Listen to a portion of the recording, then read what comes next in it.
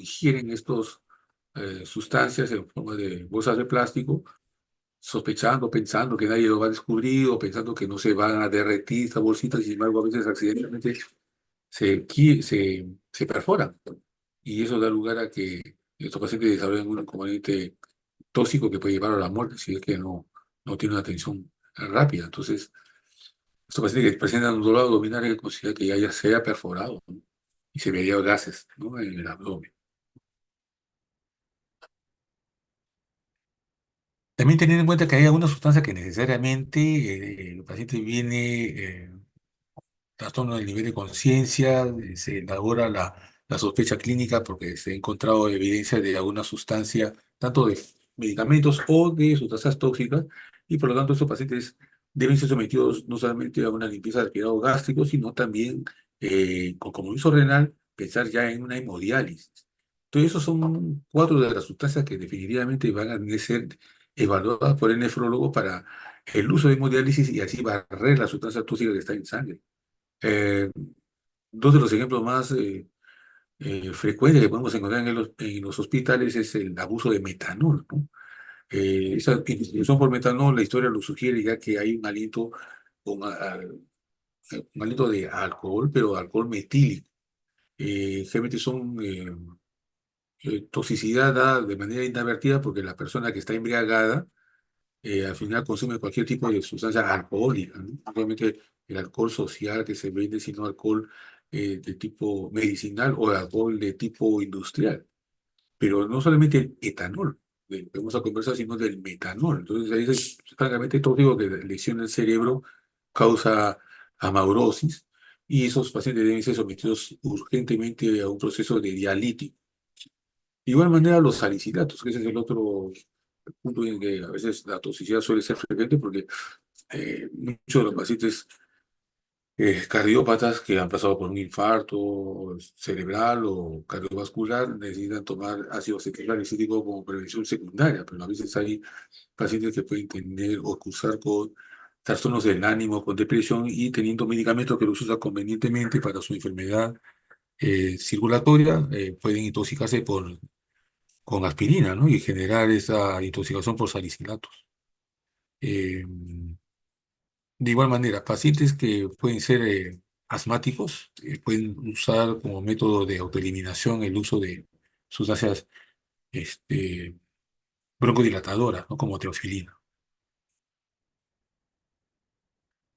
Dentro de las condiciones no solo tóxicas, sino eh, metabólicas, pero de forma aguda, pues no se va a tocar en esta clase de intoxicaciones crónicas, ¿no?, sino agudas, pero las encefalopatías hepáticas pueden ser de curso agudo.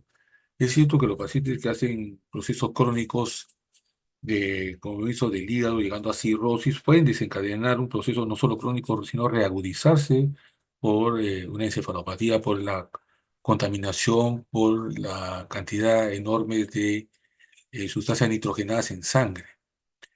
Entonces, este hígado no puede detoxificar la concentración anómala de sustancias nitrogenadas y genera pues con alteración a nivel sistema nervioso central, ¿no?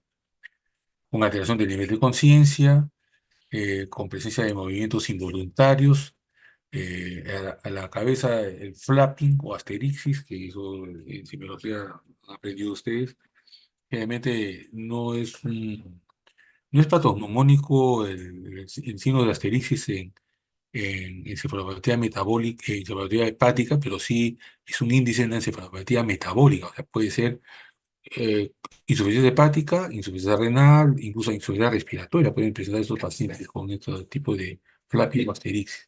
Pero además pueden haber movimientos involuntarios, tipo mioclonías, tipo temblor. O rigidez, bradicinesia, como síntomas extrapiramidales.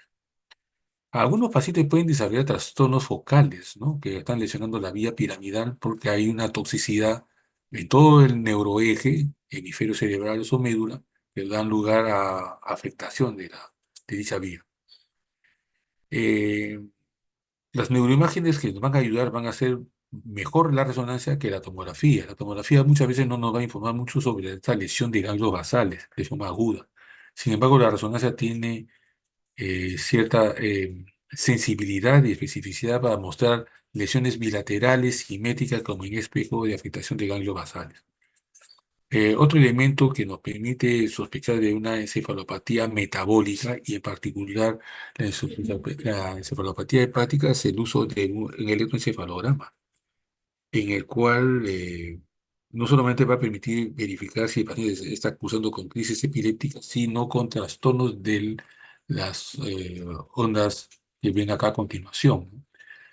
Hay lo que se denomina la presencia de triple onda. Acá hay una punta, entre la segunda punta y la tercera punta. Entonces, ese complejo de tres puntas o de tres ondas, que se llaman ondas trifásicas, es lo que en un patrón, así, en un trazado electroencefalográfico, nos va a permitir definir este paciente está con trastorno de conciencia o en coma y usamos estas imágenes de ondas trifásicas que son altamente sugerentes de encefalopatía metabólica, en particular la hepática, ¿no?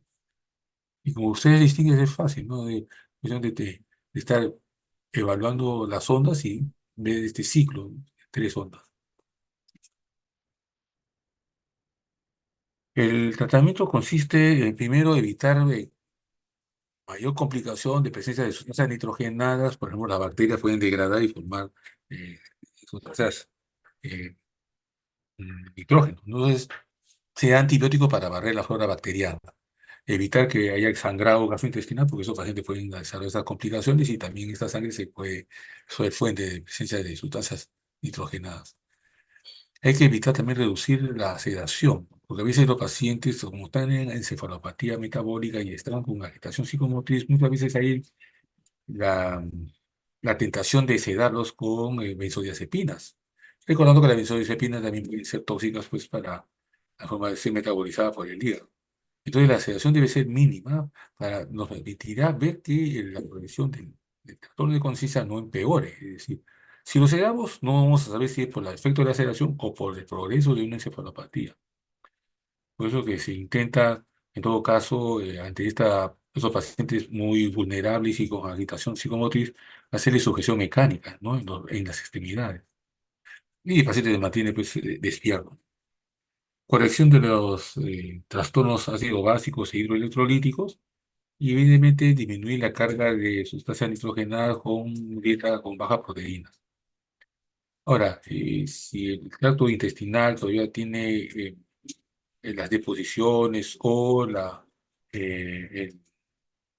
presencia de la flora bacteriana, es mejor usar sustancias que permitan evacuar todo el intestino de las heces para así, por lo tanto, minimizar el riesgo de la concentración de amoníaco. La lactulosa es uno de los elementos que se adapta mucho para este tipo de pacientes y elimina todas las deposiciones que pueden estar a lo largo de todo el tránsito intestinal.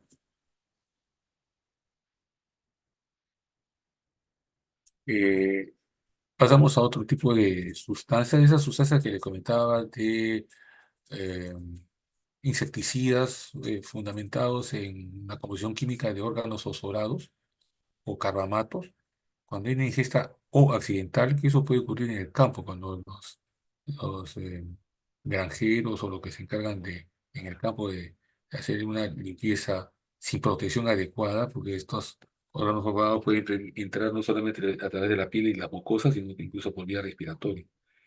Y si no tengo un traje de protección, me puedo estar sujeto a ese tipo de contaminación.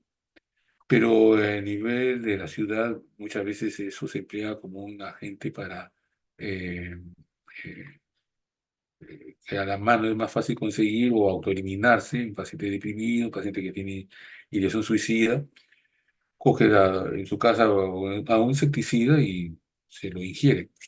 Entonces, estos órganos fosforados están bloqueando la degradación de la acetilcolina y ese acúmulo de esta sustancia va a permitir efectos eh, sistémicos y efectos también locales, ¿no?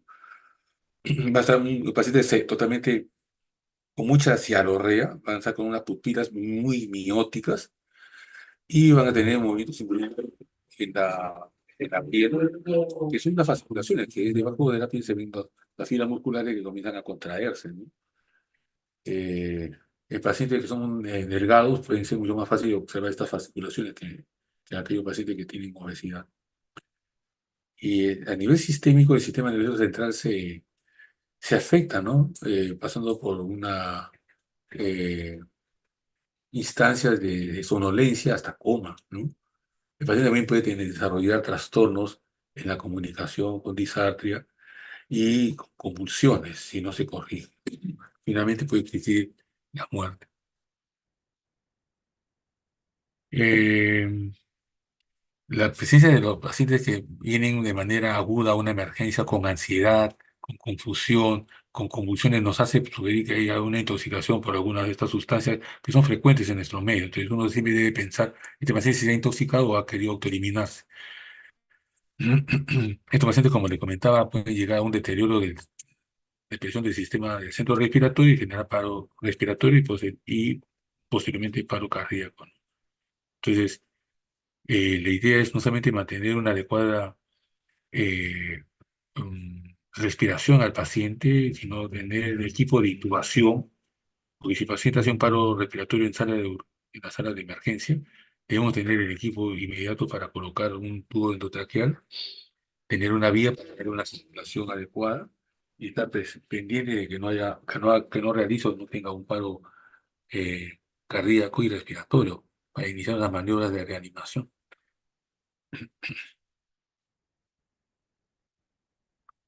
La idea es siempre tratar de remover la sustancia tóxica y mantener hidratado al paciente, de tal manera que sí evitamos complicaciones como disminución de la perfusión renal y con consecuencia de tener una insuficiencia renal aguda y deshidratación. Si los pacientes convulsionan, se inicia pues, estos anticonvulsivantes de forma parenteral. En nuestro medio contamos con fenitoína como estos fármacos o incluso diazepam, ¿no? El diazepam es para controlar la convulsión que tiene en este momento, ¿no? Pero como para prevenir o disminuir la recurrencia de crisis epilépticas se puede utilizar endovenosamente fenitoína. Igual, se tiene que estar aplicando también el antídoto que es atropina, ¿no? Repitiendo cada lapso de tiempo, ¿no? Las normas dicen solamente cada 5 minutos hasta que vaya desapareciendo la cialorrea, por ejemplo, y las pupilas mióticas vuelvan a su estado basal, ¿no?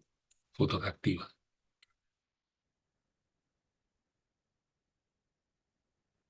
Eh, el etanol es una condición que es aceptada como una droga social.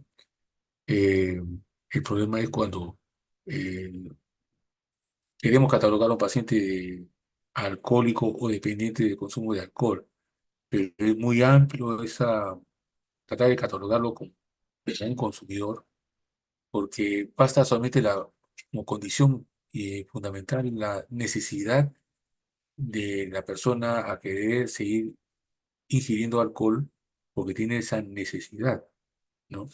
Puede ser un paciente que solamente toma una vez al mes, pero cuando lo toma se embriaga.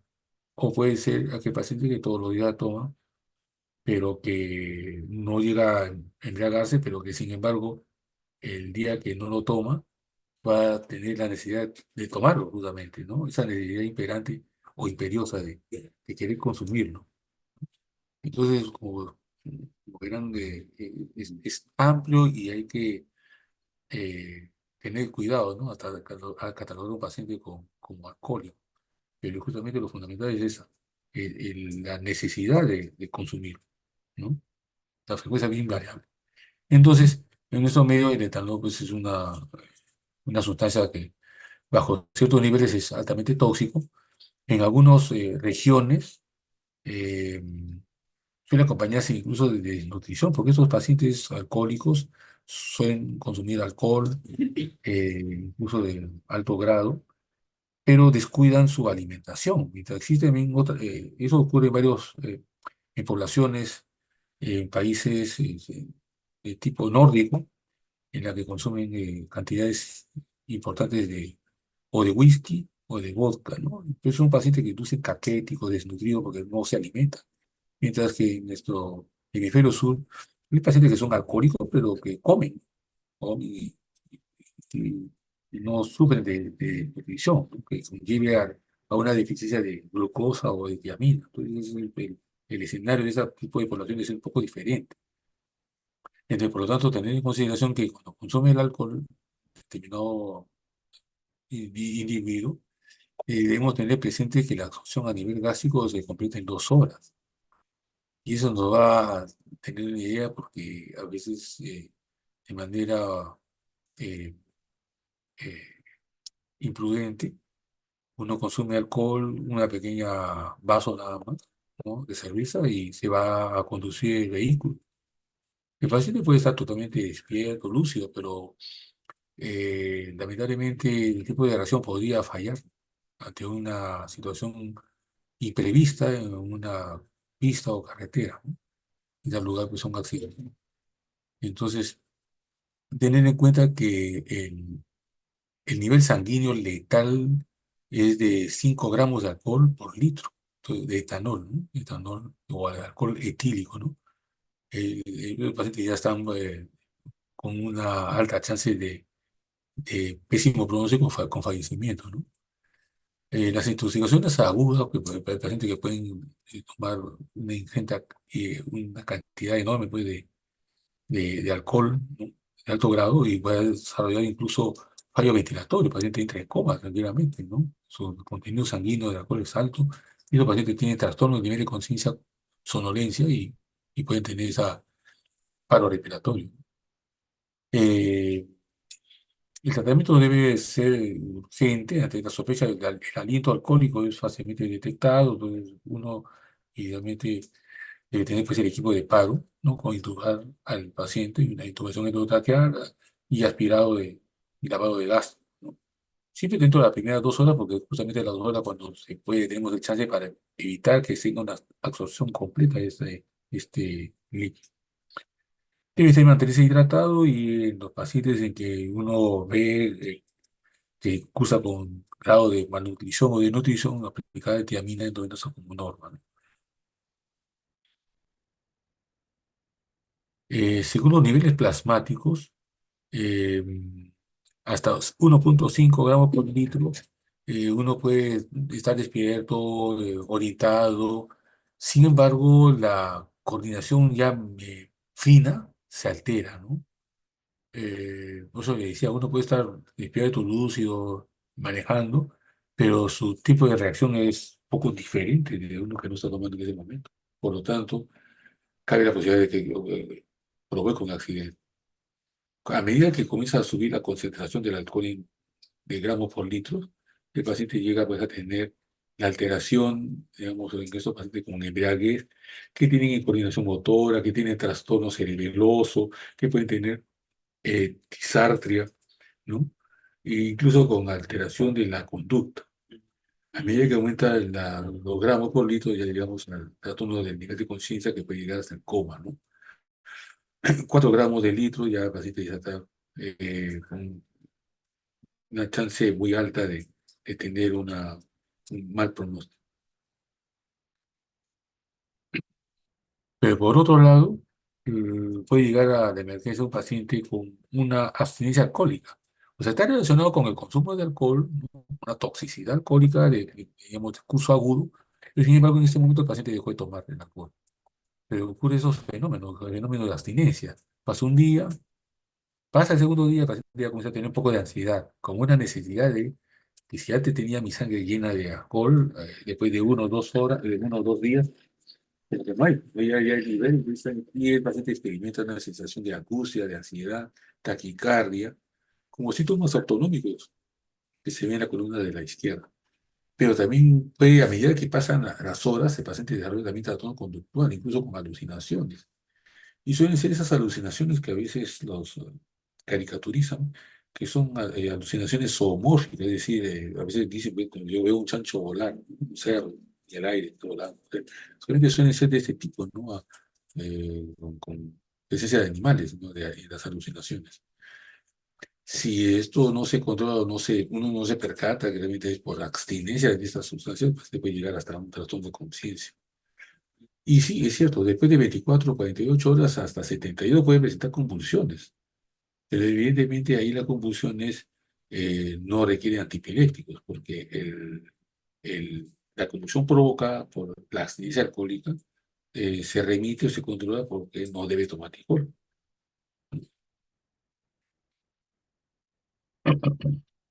En estos casos que el paciente ha desarrollado pues, una abstinencia alcohólica, esos pacientes pueden tener o no, o destructivos o, digamos, o incluso con obesidad.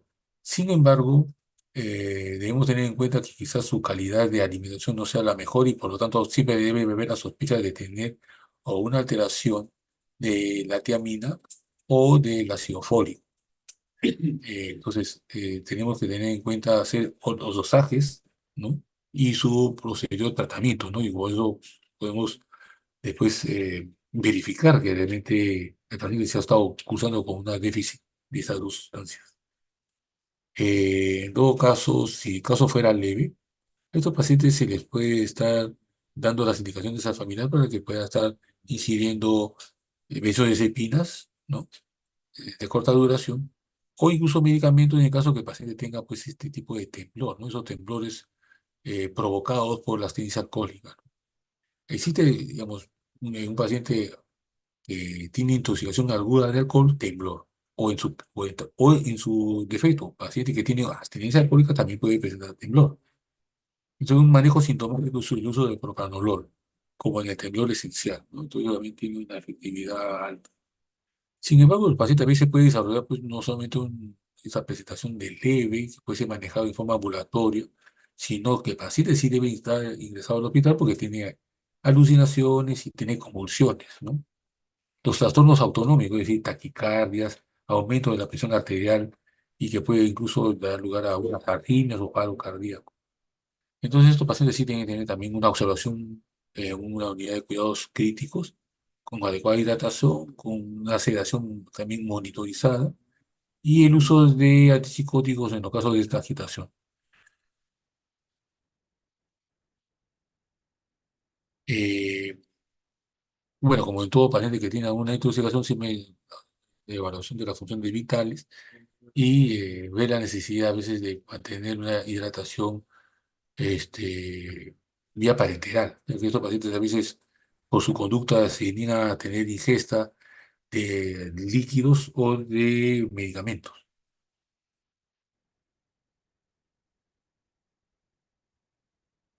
Cuando existen sobredosis de opiáceos, en este caso hay esas drogas como la heroína o las sustancias médicas que se emplean a veces para incluso los jarabes para la tos que contienen codeína. Y a veces la gente se suele acostumbrar o hacer dependiente del consumo de estas sustancias médicas, pero que deben tener cierto régimen de control. O la oxicodona, que se utiliza como un tratamiento de calmar el dolor. Pero estos sobredosis, ¿no? El empleo por encima de lo terapéutico va a dar lugar también a trastornos del nivel de conciencia, ¿no? Pupilas puntiformes, ¿no? Pupila miótica con alteración del patrón respiratorio. Entonces, esos pacientes, cuando ya con un estado de nivel de conciencia, hay que verificar que respiren adecuadamente bien, auscultar el tórax para evitar, o para, digamos, buscar si ha existido eh, aspiración y por lo tanto puede desarrollar una neumonía, y verificar si el paciente ha convulsionado o con el riesgo de que funcione. Entonces hay que evaluar si hay mordedura de lengua, si hay zonas de equimosis, o sea, que el paciente se ha caído, si no vemos equimosis en el cuerpo, porque el paciente o se ha golpeado al caerse o lo han golpeado, ¿no? Que se ha ido por la calle y ha estado así, pues, con el uso de con heroína, por ejemplo, haciendo abuso de la sustancia y en la calle es asaltado, ¿no? Bueno, el tratamiento suele ser también igual, mantener la vía respiratoria adecuada con intubación, aspirar las secreciones, ¿no? Y utilizar el antídoto en estos casos. Contra los opiáceos se usa la naloxona, ¿no? De manera pariteral, bueno, la dosis está ahí escrita, ¿no? Que es 0,4, que con repetición a ciclos, ¿no? Hasta tratar de ver que el patrón respiratorio vuelve a lo normal, a lo eh, rítmico. Ahora, existen otras sustancias antidepresivas que son los antidepresivos tricíclicos. Entonces, el abuso de estas sustancias puede dar lugar pues también a manifestaciones sistémicas y focales y locales, ¿no? Las pupilas dilatadas, la sequedad de boca, todo lo opuesto a lo que es a la intoxicación por órganos fosforados. En este caso, ahí incluso se siente la piel caliente o la sequedad, no solamente de la- no, de las glándulas salivales, sino en vez de perdón, de las glándulas salivales, sino también lagrimales, ¿no? Piel y mucosas, se puede ver si eso, la siente con piel caliente y piel seca, sospechar de una toxicidad, ¿no? Este tipo de antidepresivos tricíclicos. De igual manera, si no se controla, el paciente llega tardíamente, puede desarrollar convulsiones, coma y fallecimiento. El antídoto que se emplea contra estos anticolinérgicos es la fisostigmina, que también se aplica tanto de forma endovenosa como intramuscular, ¿no? Y trata de monitorear justamente el nivel de estado de conciencia y el retorno a la mucosidad, ¿no? Normal que tiene el paciente. Bien, acá tenemos tener en cuenta los medicamentos que a veces pueden ser, digamos, mal empleados o ingeridos. Tenemos un familiar que puede tener trastorno de déficit de atención, que son las anfetaminas, pero sin embargo el familiar que está pasando por un proceso de depresión, depresión suicida, puede coger el medicamento, ¿no? de un familiar, o los antidepresivos que hemos comentado. Después tenemos otro gran grupo que son las benzodiazepinas, muchas veces tienen el abuso de estas sustancias. Cuando la persona se automedica, sin receta médica, puede desarrollar pues, un síndrome de abstinencia con la benzodiazepina, ¿no? Porque dependen ya de estar usando, porque si no desarrollan ellos una gran ansiedad, ¿no? Ahora, esto es como una clasificación. En medicamentos, los medicamentos son, bueno, lo que estamos viendo en el primer grupo y los sedantes. Después, lo que son no medicamentos, o sea, sustancias tipo alcohol, ¿no? El alcohol etílico y el alcohol tipo metanol. O las sustancias que son prohibidas, ¿no? Como figuran ahí en la, en el listado, ¿no? La cocaína o metanfetamina, que es otro tipo de las mismas, ¿no? drogas. La ketamina también puede ser incluida en este grupo cuando se emplea de manera este, recreativa. Acá tenemos también otros, una, eh, un grupo, ¿no? heterogéneo de sustancias que a veces pueden eh, ayudarnos a precisar si estas sustancias pueden ser dosadas y de qué manera, ¿no? Las anfetaminas pueden evaluarse tanto en sangre como en orina, la cocaína en orina. Eh, por ejemplo, los antidepresivos también pueden tener, usualmente la mayoría de las veces es sanguíneo, como el litio, ¿no? O, eh, o las fenotiacinas, ¿no? No es indispensable que ustedes se aprendan o memoricen todo esto, pero hay una guía en general como para saber que estos pacientes van a desarrollar tarde o temprano, si no uno no le aplica los antídotos, van a desarrollar pues, trastornos del nivel de conciencia, ¿no?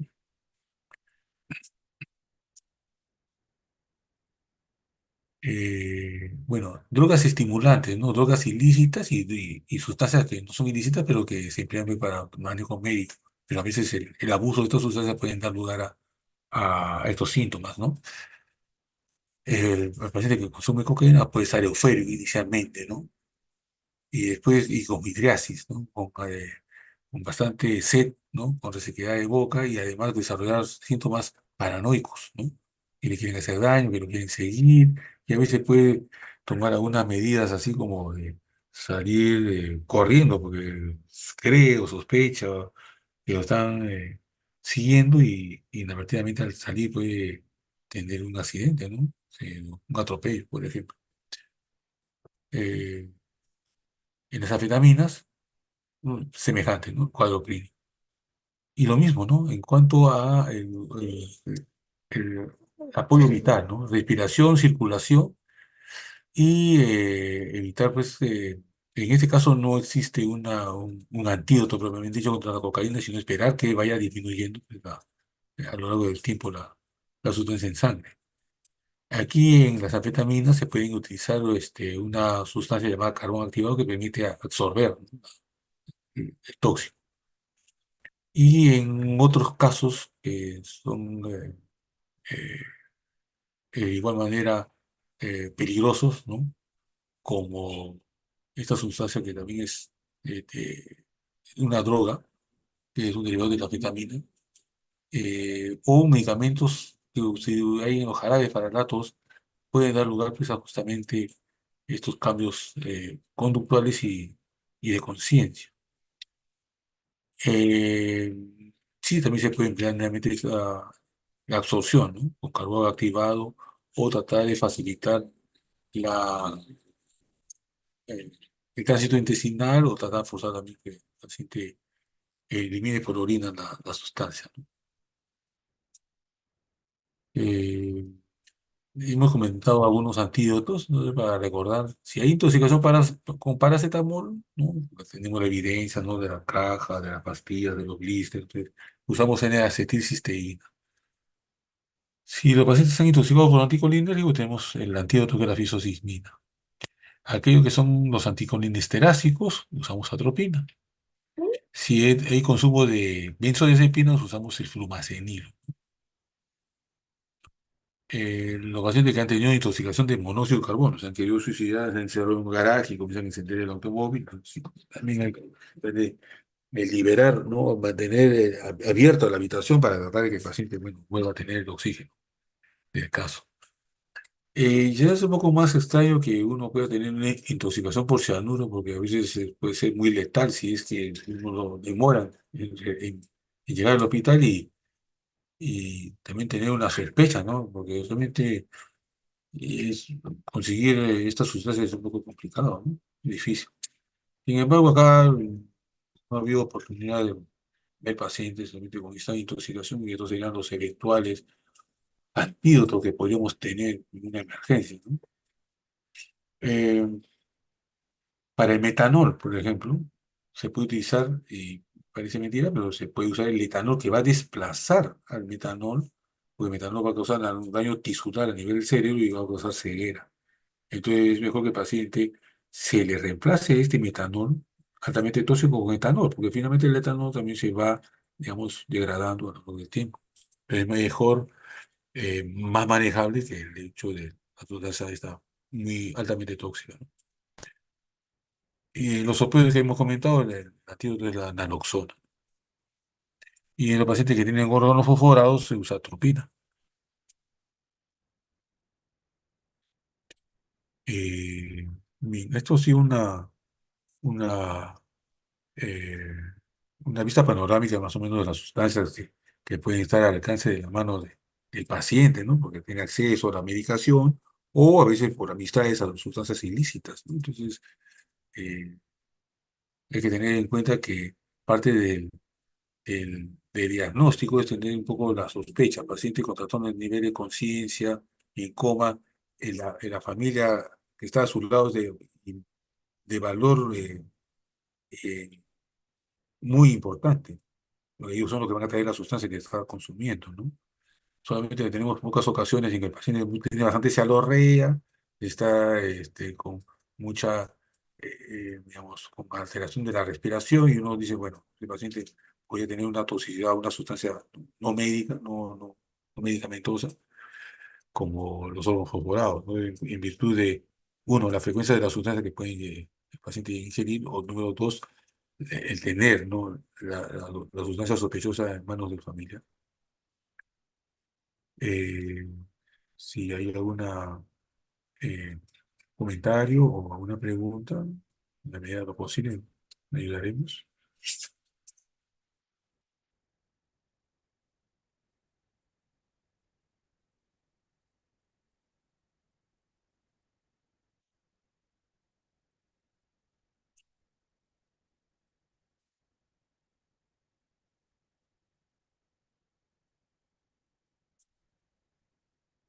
Todo claro, doctor. Perfecto, entonces, bueno, agradecemos la presencia de sus compañeros, de los que están ahí presentes, de aquellos que no han podido porque tienen un curso que se les cruza, entonces, como esto está ya grabado, ustedes pueden tener acceso al Drive Doctor, y dígame. un favor, para que se grabe la grabación tiene que terminarla. Ah, perfecto, a ver, permítame, Sí, entonces, gracias.